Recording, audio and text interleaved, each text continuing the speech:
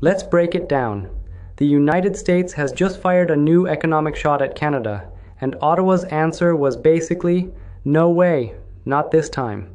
I'm Imran, a Middle East-based analyst who follows trade, geopolitics, and big power games. My goal is to explain this stuff in simple English so you can make up your own mind. If you find this helpful, please subscribe, like the video, and share it. It really helps the channel. So, what actually happened?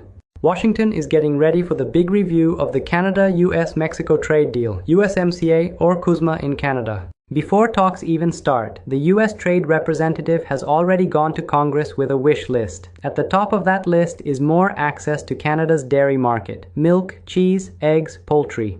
There are complaints about Canada's new streaming and online news rules, which US tech giants say are unfair. And there is pressure over provincial limits on US alcohol and buy local rules in places like Ontario and Quebec. On paper, that sounds technical. Politically, it's a fight over who sets the rules in North America and who has leverage. Now here's the twist. When reporters asked Prime Minister Mark Carney if supply management and dairy were on the table, his answer was basically no, not happening. He signaled three things very clearly.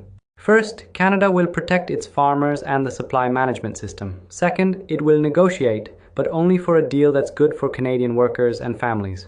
And third, it doesn't see itself as a weak junior partner. Carney also reminded Washington that the trade balance isn't one way. Canada gives the US a lot. In autos, factories on both sides of the border depend on each other. In aluminum and steel, Canadian exports actually save the US huge amounts of electricity because smelters run on cheap hydro. And in critical minerals and big projects like the Ring of Fire, Canada has resources US industry badly needs. So, the message is simple. If you want our minerals, metals, and energy, you don't get to dictate every rule on dairy and digital. Then you have the provinces. Ontario's premier basically said, our local wine and distilleries are having record years. If the US wants to sell more bourbon here, fine, after there's a fair overall deal. Until then, we're happy drinking Canadian. That's a polite way of saying boycotts cut both ways. So how does the US see this? From Washington's side, this is about America first. Politics and lobby groups. Dairy companies that want more market share. Tech platforms that hate new Canadian rules. And politicians who like to look tough on Canada in an election year. Using the CUSMA review as pressure fits that story, but Canada is not standing still. It's deepening trade with Europe and Asia, pushing critical minerals deals, and talking openly about not depending only on the US market.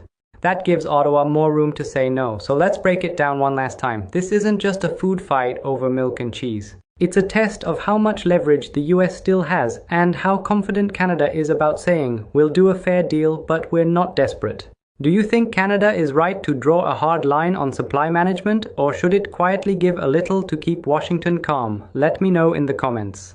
I'm Imran, a Middle East-based analyst, and this is Imran Breaks It Down. If this helped you understand what's going on, please subscribe, like the video, drop a comment, and share it with a friend who follows North American politics.